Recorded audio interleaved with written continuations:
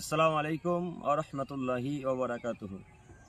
সম্মানিত দিনী ভাই ও বোনেরা, আমরা সমাজে দেখতে পাই ইফতার করার সময় আজানের দিকে আমরা লক্ষ্য করি।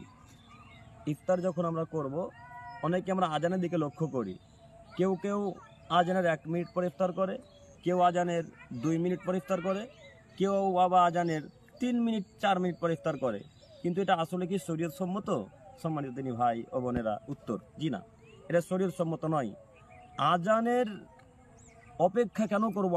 আমরা সময় দেখব কত। যদি 5:35 সময় থাকে, তাহলে 5:34 ইফতার করতে হবে। তার থেকে আগে করতে হবে আধ মিনিট, 30 সেকেন্ড, 40 সেকেন্ড, তবুও পরে নয়। যেমন একটা হাদিস বুখারী মুসলিমের,